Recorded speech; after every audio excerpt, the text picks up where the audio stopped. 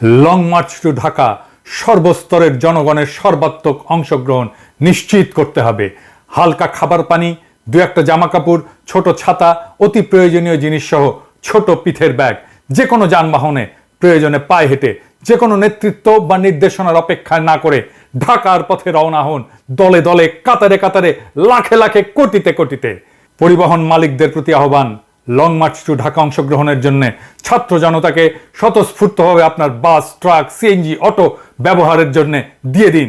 প্রয়োজনে শ্রমিক ভাইরা বাস, ট্রাক নিয়ে এগিয়ে আসুন। এবারের মুক্তিযুদ্ধের গর্বিত মুক্তিযোদ্ধা হওয়ার সুযোগ নিন। যদি কোথাও কোনো বাধা পান, বাধা অতিক্রম করার চেষ্টা করবেন, না পারলে ওখানেই বসে পড়বেন। ঢাকায় আমাদের বিপ্লবীরা ঢুকে গেলে ঢাকার প্রবেশ মুখ বন্ধ করে দেবেন। আশেপাশের গ্রাম থেকে হাজারে হাজারে মানুষ এসে বসে পড়বেন রাস্তার উপরে, যতদিন পর্যন্ত না হাসিনার পতন হয়। কারণ হাসিনা বাঁচার শেষ চেষ্টা করার জন্য ঢাকার বাইরে থেকে রিইনফোর্সমেন্ট যেন আনতে না পারে। ঢাকায় প্রথমেই দখল করে নেবেন ফ্যাসিবাদের দোসর ৭১ টিভি আর সময় টিভি। ওখান থেকে সম্প্রচার শুরু করবেন স্বাধীন বাংলাদেশের কর্মসূচি। এরপরে অভিযান চালাবেন গণভবন উদ্ধারের, জনগণের ভবন উদ্ধারের। আমরা আর এক সাগর রক্ত পেরিয়ে ফ্যাসিস্ট দানব হাসিনার হাত থেকে বাংলাদেশকে স্বাধীন করব ইনশাল্লাহ। স্বাধীন দেশে দেখা হবে। আপনাদের সাথে সৃষ্টিকর্তা আপনাদের বিজয়ী হওয়ার তৌফিক দিন, আপনাদের উপরে রহমত বর্ষণ করুন। ফি আমানিল্লাহ। ইনকিলাব জিন্দাবাদ।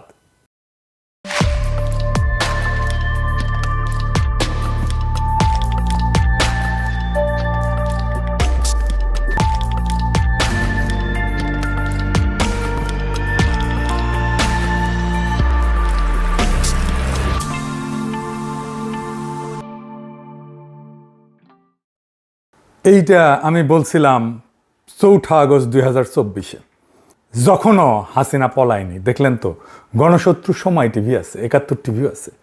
গণভবন দখল করছিলাম, হাসিনাও পলাইছিল, কিন্তু ওরা আছে। এই এক জায়গায় গোটা ২ বছরের হিসাবটা ধরা পড়ে। সময় টিভি আর ৭১ টিভি টিকে যাওয়াই প্রমাণ করে আমরা হাসিনাকে হটাইছি, কিন্তু হাসিনার শাসনকে, তার প্রতিষ্ঠানগুলোকে হটাইতে পারি নাই, সরাইতে পারি নাই। আজ হাসিনার পলায়নের ২য় বর্ষপূর্তি। আজ থেকে ঠিক ২ বছর আগে হাসিনা হেলিকপ্টার করে পলাইছিল। আর ২০১৮ সালের এই একই দিনে, এই হতভাগা ৫ই আগস্ট, হাসিনা তার পিছে ডিজিএফআই লাগাই দিছিল। এই হতভাগারে দেশ ছাড়তে হয়েছিল। খোদা তাআলার কি অসীম কুদরত, সে একই দিনে কাঁঠাল রানীকে পলাইতে হইল হেলিকপ্টার কইরা, গণরোষে। আমি দেশে ফিরতে পারবো ইনশাল্লাহ। কাঁঠাল রানীর কব্বর দেশের মাটিতে হবে না। আজকের দিনে আমাদের হিসাব করতে হবে কি কি অর্জন করলাম এই ২ বছরে, আর কি কি করতে পারি নাই, করা উচিত ছিল। আসেন সেই হিসাবের খাতা খুলে দেখি। আমাদের অর্জন যে একেবারে নাই তা না। দেখেন, ১ নাম্বার, হাসিনা নাই, সে পলাইছে। এটা গুরুত্বপূর্ণ। তার এত বড় দল, রাষ্ট্রযন্ত্র, তার দলের গুন্ডা যে লেসপেন্সার বাহিনী গড়ে তুলছিল, আমলাতন্ত্র, bureaucracy, police, BDR, army, RAB আর ইন্ডিয়া, কেউই তারে রক্ষা করতে পারে নাই। পদত্যাগ কইরা দেশের জেলে থাকার মতো অবস্থাও তার ছিল না, দেশ ছেড়ে পালাইতে হয়েছে। হাসিনার পতন হবে, এটি তো অবিশ্বাস্য ছিল আমাদের কাছে, অনেকের কাছে ছিল। সত্য কথা, আলহামদুলিল্লাহ, রাক্ষসী গেছে। এটাই তো আমাদের জীবনের একটা বড় অর্জন, সবচেয়ে বড় অর্জন। আর কি লাগে অর্জন? ২ নাম্বার, হাসিনা, তার দল, তার লেসপেন্সার, এদের বিচার হইতেছে। ৫ই মে শাপলা হত্যাকাণ্ডের বিচার হইতেছে। ৩ নাম্বার, আয়নাঘর গুড়ায় দেওয়া হয়েছে, গুম ক্রসফায়ার বন্ধ হয়েছে, ডিজিটাল নিরাপত্তা আইনে হয়রানিমূলক মামলা বন্ধ হয়েছে, প্রত্যেক দিন ১০০০ খানিক মামলা হইতো। ৪ নাম্বার, একটা নির্বাচিত সংসদ হয়েছে, তারা ফাংশন করতেছে, যেমনই করে ভালো মন্দ তারা ধীরে ধীরে সংসদীয় রাজনীতির ধারায় ফিরতেছি আমরা। ৫ নাম্বার, বাংলাদেশ তার শত্রুরে চিনতে পারছে, ফন্দের আলো আর দিল্লি স্টার রে চিনতে পারছে। বাংলাদেশে ইন্ডিয়ান স্বার্থ, মিডিয়া, আর্ট, কালচার আর এলিট সুশিল্পনার মধ্যে দিয়া কিভাবে ফাংশন করে সেটা বুঝতে পারছে। ছায়ানাত, উদীচী, সিপিবি, বাম, এই সমস্ত মিলা ছদ্মবেশে যে আওয়ামী লীগের দোকান চালায় সেটা চিনতে পারতেছে। সবচেয়ে বড় কথা, ধানমন্ডি ৩২ নম্বর মাটির সাথে ঘুরায় দেওয়া হয়েছে। এডিটর সাহেব, ব্যান্ড পার্টি বাজার।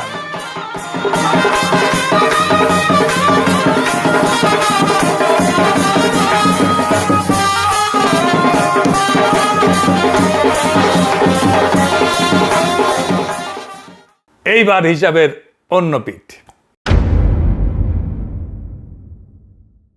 দেশের সব সংকট চইলা যায় নাই, কিছু সংকট বাড়ছে। আর ব্যর্থতাগুলা তিনটা জায়গায়, আমাদের নিজেদের ভেতরে, জুলাইয়ের শক্তির ভেতরে, আমাদের কালচারে, আর ওদের প্রতিষ্ঠানে। জুলাইয়ের শক্তির ভেতরে ঐক্য নাই। আজ যখন এই ভিডিও রেকর্ড করতেছি তখন জাতীয়তাবাদী চাচ্ছু দল নানা জায়গায় শিবিরের উপরে ঝাঁপে পড়িছে। হ্যাঁ, চাচ্ছু দলের মিছিল দেখেন।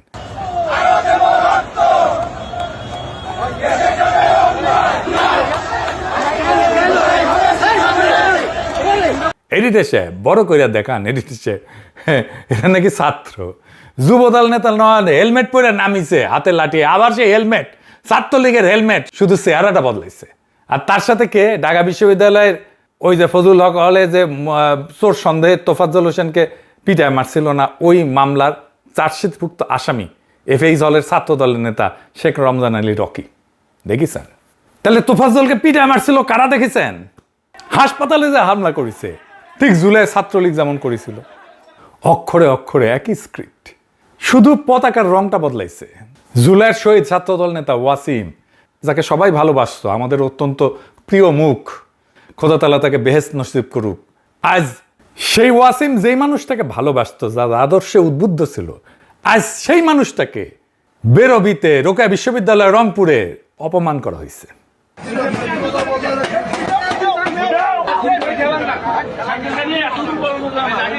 এরা তো আবার শাহবাগ কায়েম করতেছে, কারণ আওয়ামী লীগাররা আশ্রয় পাইছে বিএনপিতে, আশ্রয় দিছে আনুষ্ঠানিকভাবে। নৌকার লোকদের আশ্রয় দেওয়ার ঘোষণা দিছে মির্জা ফখরুল। দেখেন, এখন আমাদের যারা এখানে নৌকা পড়তেন সারা বাংলাদেশে, তারা তো একটু অসহায় অবস্থায় আছে, যে আমাদের মূল লক্ষ্যে পালাই গেছে, আমরা এখন কি করবো? তো সেই জায়গায় আমি আপনাদেরকে এইটুকু আশ্বাস দিতে পারি যে আপনাকে হতাশ হবেন না, ধানের শীষ আপনাদের পাশে আছে, আমরা আপনাদের পাশে আছি। আমরা বেঁচে থাকতে আপনাদের গায়ে কেউ ফুলের টোকাও দিতে পারবে না। তারেক রহমান বলে আন্দোলনের সময় নাকি জামাত শিবিরে পাওয়া যায় নাই। হ্যাঁ, জামাত শিবির কয় নাই, বলছে গুপ্ত। শোনেন, আজকে অনেকেই দাবি করে, কারো নাম আমি উল্লেখ করতে চাই না, যাদেরকে একটি শব্দ, গুপ্ত একটা শব্দ ব্যবহার করলেই মানুষ, সাধারণ মানুষও তাদেরকে চিনে, তারা কারা। এদেরকে কিন্তু আমরা অনেক খুঁজেছি, তাদেরকে আমরা পাইনি, আমি পাইনি দূরে থেকে। আপনারা কি কেউ পেয়েছিলেন রাজপথে তাদেরকে কিন্তু রাজপথে আমরা দেখিনি। 17 বছর বিভিন্ন জায়গায় আমরা তাদেরকে দেখিনি। শুনিছেন তো? তারেক রহমান এই মিছিলটা কারা করেছিল দেখেন।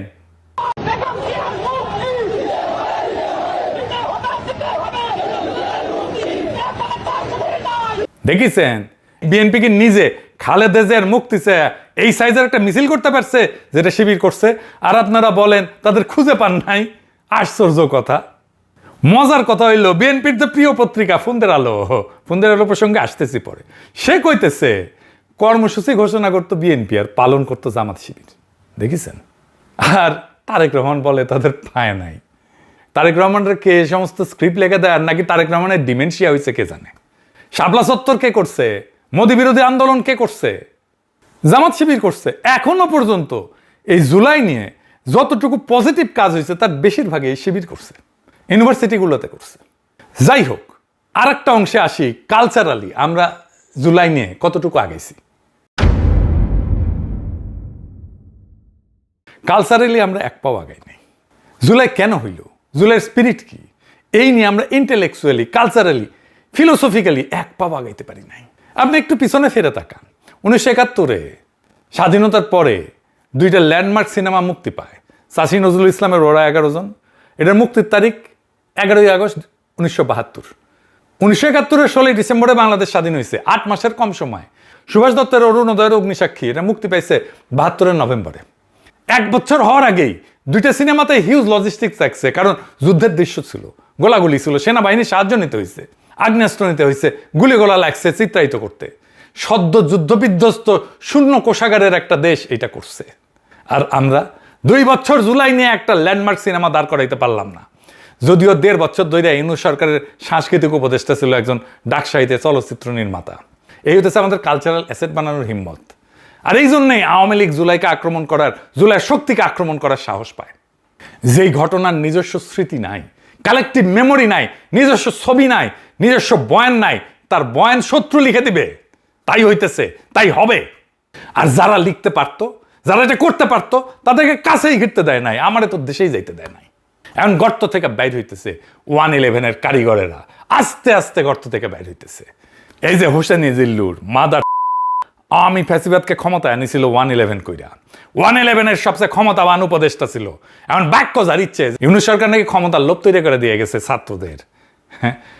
এই মতি জিল্লুর গংরা ভাবে জান দিবে তরুণেরা, দরিদ্ররা, মাদ্রাসা ছাত্ররা মজা লুটবে ক্ষমতার তারা। এই একই অপরাধে প্রথম আলোর ভূমিকাও বিশাল। আমি হাসিচ্ছি, ব্যাপক অপপ্রচার চালায় ইন্ডিয়া অনুসারী সংবাদ মাধ্যমগুলা 2007-এ 111 করছিল, পটভূমি তৈরি করে দিয়েছিল 111-এ বয়ান তৈরি করে দিচ্ছিল, 111-এর সরকারও ছিল তারা। আজ তারা সবাই মিলে ষড়যন্ত্রের নতুন জাল বিস্তার করতেছে। এই ধরিবাজ হোসেন জিল্লুর 2025 সালে সিআইএর নামে প্রতারণাকারী রাষ্ট্রদ্রোহী মামলায় আটক মাসুদ করিম চক্রের সাথে মিলা অন্তর্বর্তীকালীন সরকারের সময় জেনারেল ওয়াকারের উস্কানিতে কুকইরা নতুন একটা তত্ত্বাবধায়ক সরকার বানানোর ষড়যন্ত্রে লিপ্ত ছিল। প্রফেসর ইউনূসের সরকারে ঢুকতে না পাইরা এই শেয়ালের খাইশ হয়েছিল ক্ষমতার মসনদে বসার।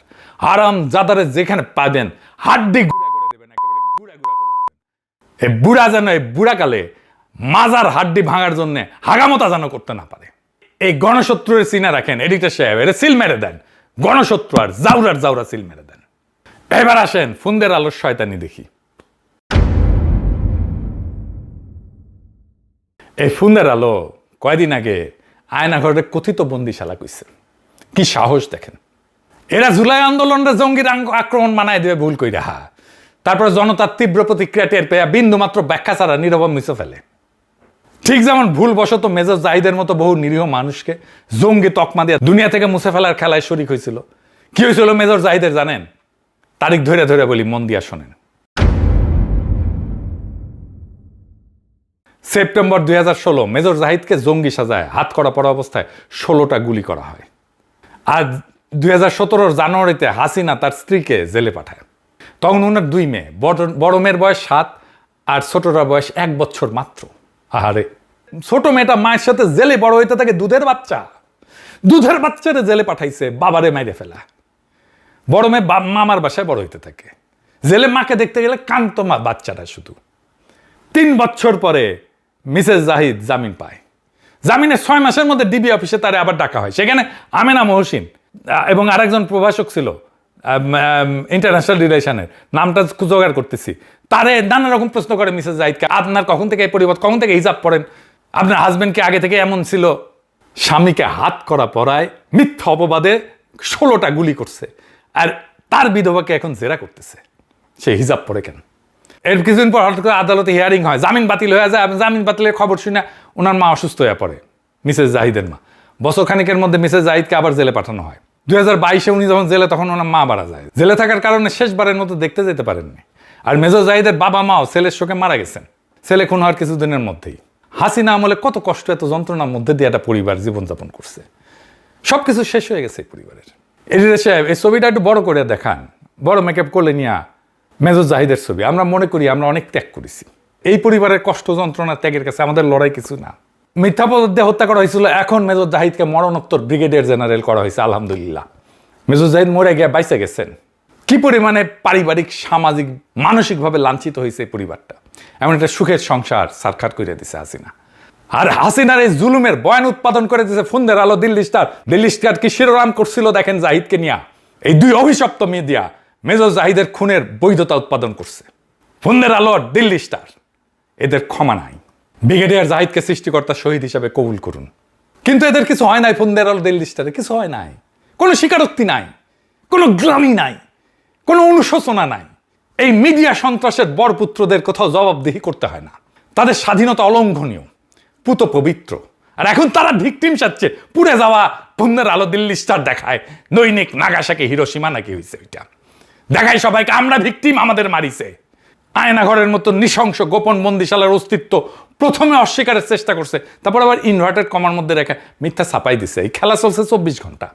আসলে এই 24 ঘন্টা ধরে আমরা মাপছে আমাদের সহ্য শক্তি কতটা হজম করতে পারি। এইবার 24 ঘন্টার পরীক্ষা নিছে। ভাইবা দেখেন ভবিষ্যতে এই পরীক্ষার সময়সীমা কত দীর্ঘ হইতে পারে। কেউ তো ভাবতেছেন এই মতি মাহফুজ তো বুড়া একদম কয়দিন পরে জয় বাংলা হয়ে যাবে, এই কুকুরটি আর কয়দিন চালাবে, দিন বদলাইবে না। ওরা যে কালচারাল ইনস্টিটিউট গড়ে তুলছে তাতে সবাই একটা ছোট ছোট মতি মাহফুজ। কেউ কেউ হয়তো সঠতায় মতি মাহফুজকে হার মানাবে। যে তীব্র ঘৃণার বিদ্বেষ থেকে ওরা কথিত শব্দটা উচ্চারণ করে তা ওদের মজ্জাগত, ওদের মনের মধ্যে গভীরভাবে প্রতীত আছে। এইটাই পার্ট অফ ৭১-এর চেতনা। আমার দেশ যদি এরকম ভুল করতো, হাতে পায়ে ধরে মাপ চাইলেও আমার দেশের অস্তিত্ব থাকতো না। মাহমুদুর রহমানকে এতক্ষণে ভার্চুয়াল লিঞ্চিং করে দেওয়া হইতো। আর মতি মাহফুজের এই কথিত দুঃখ প্রকাশের যে নির্লজ্জ ভাওতাবাজি, তা জাইনাও জাতি কৃতার্থ। আর এই ফন্দের আলো দিল্লি স্টারকে পাবলিক সোটা লাল করে দিলে নাকি লজ্জায় আমাদের মাথায় হেঁট হয়ে যায়। কথা শুনতে হয় খলিলুর রহমানের কাছ থেকে। খলিলুর রহমান আবার নিজে কয় না, তারা এবার শিখাই দিছে পশ্চিমারা। শুনেন, আবার ওটা নাকি স্বাধীন গণমাধ্যম। প্রথম আলো এবং ডেইলি স্টারের উপরে আক্রমণ, এই ধরনের আক্রমণ আমরা আগে দেখিনি। এটা ছিল স্বাধীন গণমাধ্যমের ওপর একটা আক্রমণ। আমাদের যে লজ্জা পাইতে হবে সেটা আবার পশ্চিমারা শিখাই দিছে খলিল। তো খলিল ভাই তো লেখাপড়া জানা মানুষ, আপনারা একটু শিখায়, একটু মেলা দিন আগে লেখাপড়া করেছেন ভুলে বসে আছেন, অথবা বুড়া হয়েছেন জন্য মাথায় ডিমেনশিয়া হয়েছে, আলঝেইমার হয়েছে। আপনার জায়গায় আমি থাকলে পশ্চিমাদের কি কইতাম সেটা শুনে রাখেন। পশ্চিমা তাদের কূটনীতিক এনজিওরা এসে যখন বাক স্বাধীনতা, মত প্রকাশের স্বাধীনতা, সংবাদপত্রের স্বাধীনতা নিয়ে লেকচার মারায়, আমরা তখন তাদের নিজেদের বানানো আইনটা কোনোদিন মনে করাই দিতে পারি নাই। নুরেমবার্গে টপ নাৎসিদের সাথে কাঠগড়ায় দাঁড়াইছিল জুলিয়া স্ট্রাইকার। লোকটা নাৎসিবাদী পুরানো কর্মী। ওর একটা কাগজ ছিল ডের স্ট্রুমার।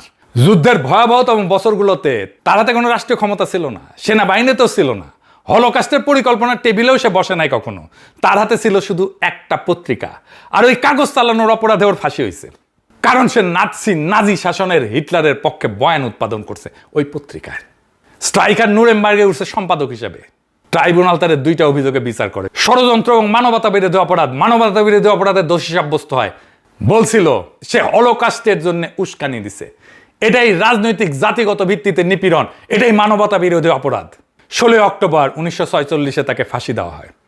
ব্রিটিশ আমলে ভারতবর্ষে সংবাদপত্র, সাংবাদিক, এডিটরদের জেল জরিমানা করছে না, পত্রিকার ডিক্লারেশন বাতিল করছে না। এগুলো তো ইংরেজরাই শিখাই গেছে। ইংরেজ আমলে পত্রিকার বিরুদ্ধে একের পর এক আইন বানানো হয়েছে না। কাজী নজরুল ইসলামকে যে জেলে ঢুকানো হয়েছিল কি জন্যে? অসংখ্য সাংবাদিককে জেলে ঢুকানো হয়েছিল ইংরেজদের বিরুদ্ধে লেখার জন্য। ওরা নাকি আমাদের আধুনিক সভ্যতা শিখাইতে আসছিল। মতি মাহফুজ আইসা যখন কয় সাংবাদিক কেন ধরা হয়েছে, সাংবাদিকরা কেন জেলে, প্রশ্নটা ওইটা না। প্রশ্ন হইল গুম খুন যখন চলতেছিল তখন কে সে যাই না শুনে সেই খুনের জন্য বয়ান বানাইছে? কার কলমের ডগায় জঙ্গি তকমা লাগায় মানুষটা লাশ হইছে? 1/11 জঙ্গি নাটক, 16 বছরের বয়ান নির্মাণ, এইগুলার নথি আছে, তারিখ আছে। মতি মাহফুজকে কাঠগড়ায় তুলতে হবে। 1/11 কইরা বাংলাদেশে ফ্যাসিবাদ কায়েম, আর ফ্যাসিবাদের পক্ষে জঙ্গি বয়ান তৈরি করা হাজার হাজার মানুষকে গুম খুনের অপরাধে মতি মাহফুজের ফাঁসি চাই। এটা প্রতিশোধ না, এটা ওদেরই শেখানো সভ্যতা, পশ্চিমাদের শেখানো সভ্যতা। আর এইটাই ওরা সবচেয়ে বেশি ভয় পায়, কারণ এইখানে প্রেস ফ্রিডম বইলা চিৎকার কইরা পার পাওয়া যায় না। পার পায় নাই নুরেমবার্গে, মতি মাহফুজ পার পাইবে না। ওরা বাইসা থাকুক, দেখি ওদের গলায় ফাঁসির দড়ি না ঝোলানো পর্যন্ত আমাদের মুক্তি নাই। আর যতদিন বিচার না হইতেছে ততদিন ওদের টাকার লাইনটা কাটেন। যতদিন এটা হইতেছে না ততদিন এই 2 প্রতিষ্ঠান যাদের বিনিয়োগে চলে ওদের আর্থিক যোগানোর উৎস বন্ধ করে দিতে হবে।